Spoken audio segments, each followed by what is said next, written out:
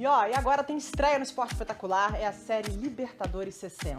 Serão 6 reportagens especiais que vão reviver a maior competição de clubes das Américas, que chega este ano à 60ª edição. Hoje, no primeiro episódio, a gente vai viajar até a década de 60. A Libertadores começou com um domínio uruguaio, mas logo o nosso futebol brasileiro mostrou sua arte, com o talento de um tal de Rei e de um time que marcou a época, o Santos de Pelé, Coutinho e Pepe.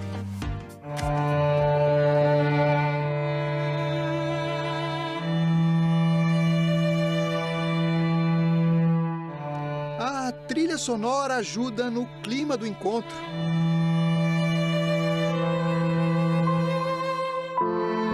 Afinal, Pepe está prestes a rever um time que jogava por música.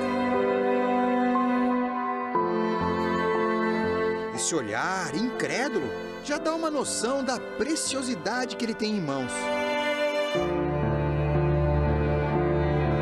Um filme capaz de abrir as portas do tempo. Vamos viajar aos anos 60. É uma relíquia aquilo ali, é uma relíquia.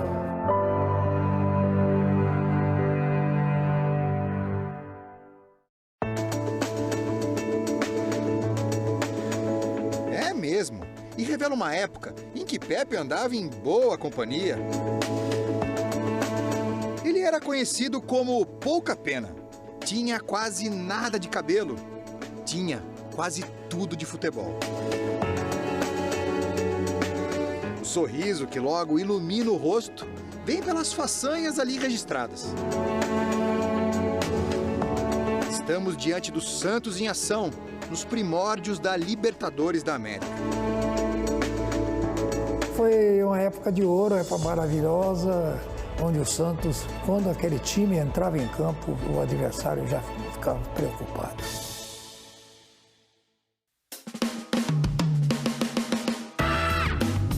O passar dos anos aumentou a careca do Pouca Pena e ela se transformou numa lustrosa tela para o desfile daqueles pioneiros.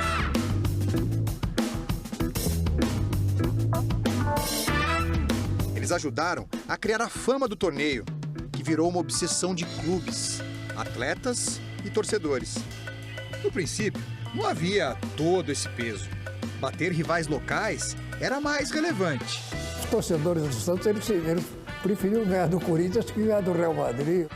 Aos poucos, o panorama foi se alterando. Nós, os jogadores e também os diretores, viram que era importante ser campeão da América. Precisa ser campeão da América, vendia muito mais o Santos lá fora.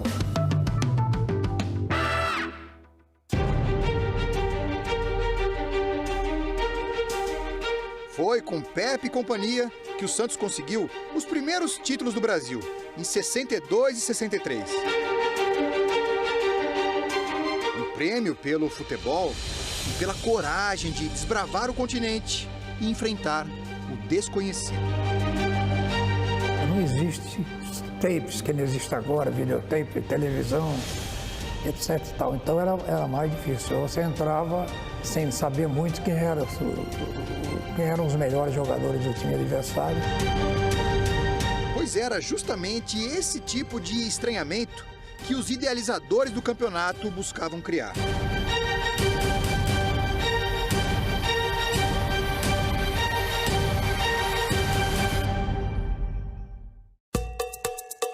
Rio de Janeiro, 1958. O Congresso da Confederação Sul-Americana de Futebol lança as bases para a criação de um torneio entre os clubes campeões nacionais, nos moldes de uma disputa realizada 10 anos antes, no Chile, e vencida pelo Vasco da Gama. Este telegrama do então presidente da Conmebol, endereçado ao secretário-geral da União Europeia de Futebol, mostra também o projeto de confrontar o vencedor da América com seu correspondente da Europa, surgindo dali o campeão do mundo. No ano seguinte, em Buenos Aires, as regras do certame foram definidas. E em 1960 surgiu então a Copa dos Campeões da América, rebatizada depois de Libertadores. O Uruguai é o nosso destino para desbravar as jornadas inaugurais, já que o Peñarol venceu as edições de 1960 e 61. batendo, respectivamente, os paraguaios do Olímpia e o Palmeiras nas decisões. Logo nos primeiros anos, um nome despontou para se firmar como figura histórica do torneio, com façanhas que atravessaram o tempo. Alberto Spencer, um equatoriano, reverenciado até pelo rei. Trata-se do artilheiro máximo da competição até hoje, com 54 gols nos 87 jogos que disputou. Spencer morreu em 2006, mas os feitos dele sobrevivem pelos relatos de quem guardou na retina suas qualidades atléticas.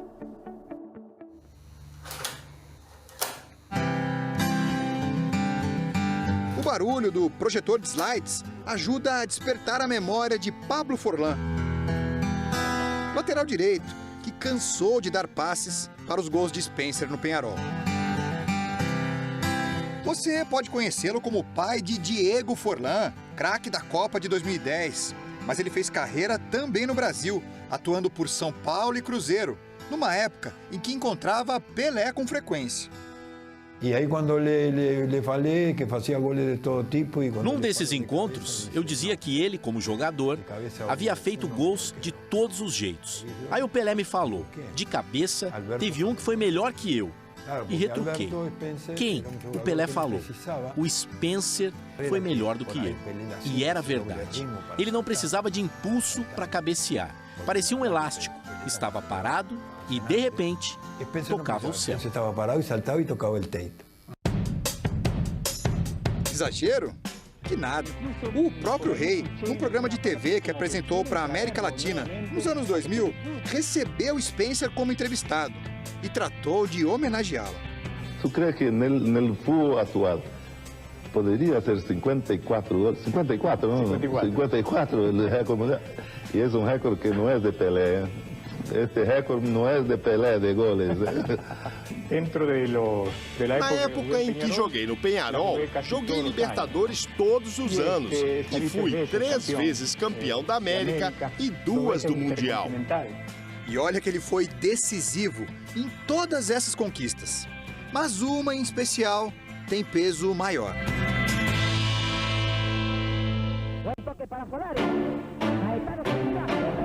A edição de 1966 contra os argentinos do River Plate é até hoje lembrada como uma das viradas mais marcantes de todos os tempos.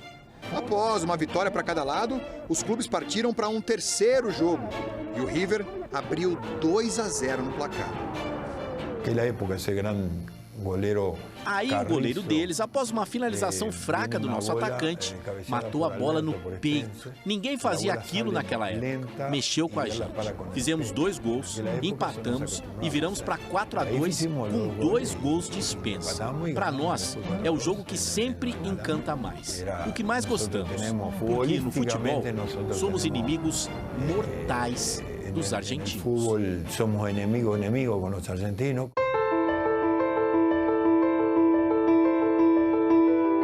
Foi mesmo algo grandioso, a ponto de um simples slide, com uma imagem daquela conquista, tocar fundo numa alma acostumada às emoções do futebol. Oscar Tabares, hoje comandante da seleção uruguaia, com vários títulos no currículo, diz que aquele jogo, de tão intenso, influenciou toda a carreira dele como treinador. Eu era estudante de magistério nesse momento. Eu era estudante de magistério. Estávamos escutando a partida pelo rádio. Todo mundo para baixo com a derrota.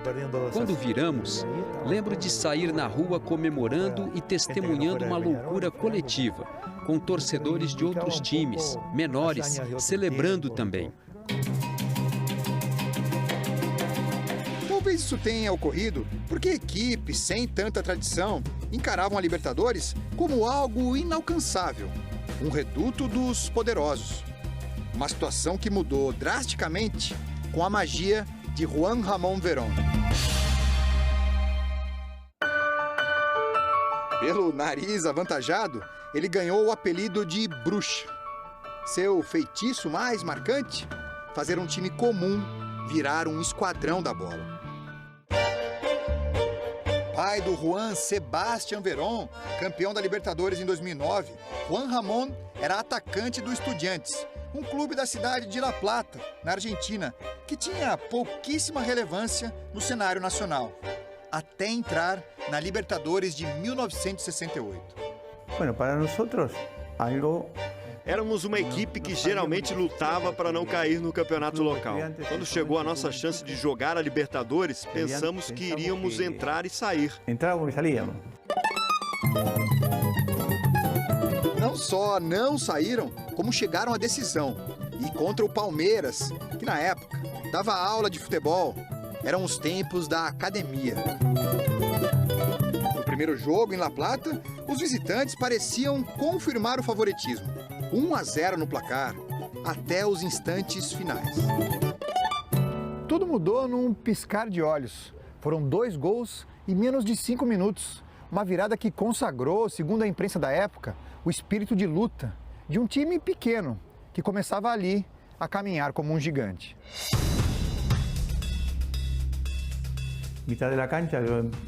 Consegui conduzir a bola desde o meio do campo. Não me derrubaram. E quando o goleiro chegou, defini.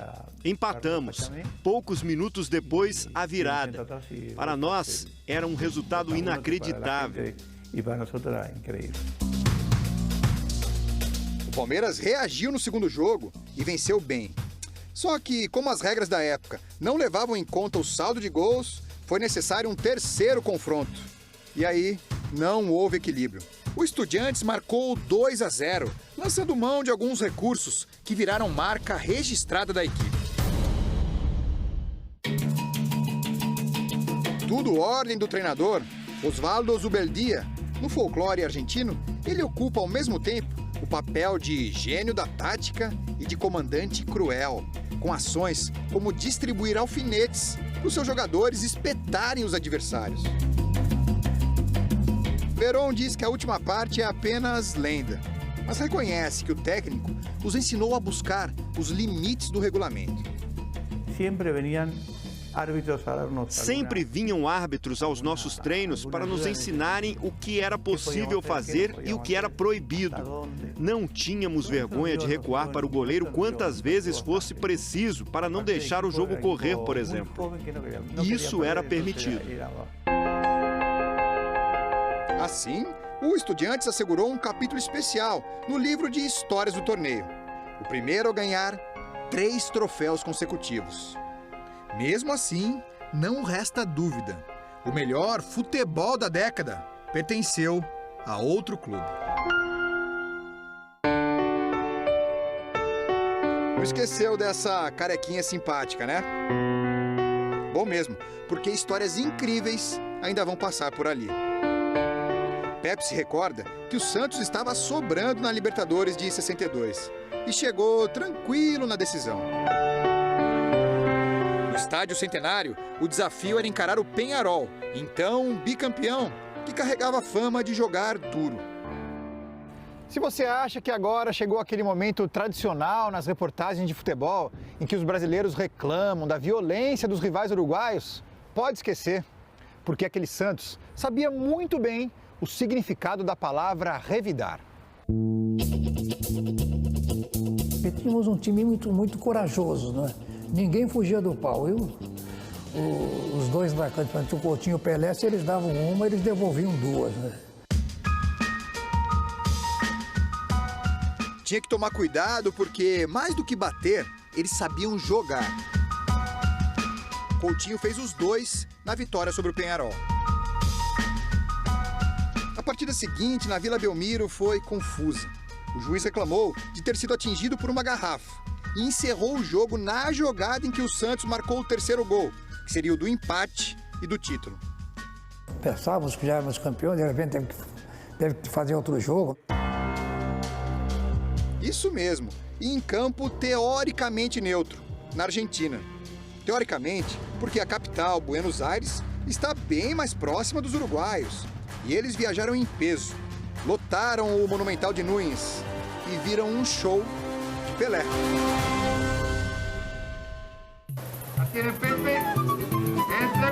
2 gols dele.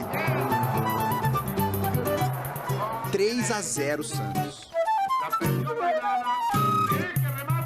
Descemos em Congonhas, claro, em São Paulo. Já havia torcedores do Santos. E aqui em Santos a festa foi grande. Afinal, o Santos era o campeão da América do Sul, né? E como é bom ser campeão. Tinha como ser melhor? Tinha. Basta relembrar a edição seguinte, em 1963. Uma conquista com duelos memoráveis. Nas semifinais, um clássico daqueles tempos. O Botafogo era o grande rival do Santos na época. O Botafogo também excursionava bastante. O Botafogo tinha Garrincha, Didi, Quarentinha, Zagallo, Amarildo, Nilton Santos. Após empate em 1-1 na Vila, a decisão foi para o Maracanã. O Santos, todo de branco, parecia iluminar a noite. E um certo camisa 10 brilhou mais do que os outros craques. 3 gols do Rei, no 4-0, que valeu vaga na decisão.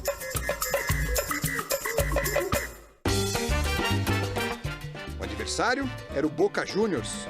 Jogo grande pede estádio grande. Quase 65 mil pessoas testemunharam um 3-2 eletrizante no Maracanã. A vantagem era do Santos. Mas era preciso defendê-la em outro templo do futebol. A Bombonera assustava pelas surpresas que os argentinos armavam. Isso porque o Boca tinha um requinte maior quando o assunto era minar as forças dos adversários. Não se tratava apenas de jogar duro. Eles sabiam mexer com a cabeça dos rivais. O cara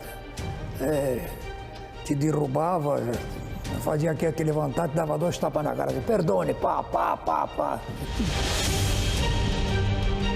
Parecia que daria certo.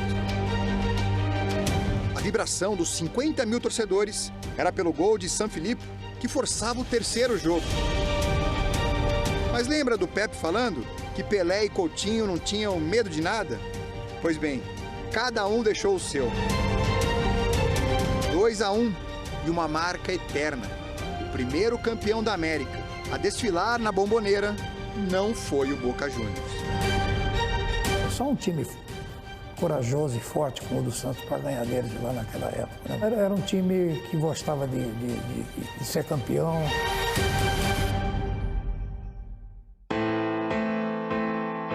Não por acaso as lembranças surgem assim, com tanta intensidade. E olha, esse filme está longe do fim. Vamos contar aqui no Esporte Espetacular toda a história do torneio. Passamos só pela primeira década. Restam mais 50 anos, repletos de façanhas e emoções. É um longa-metragem e a todo momento você encontra um final feliz.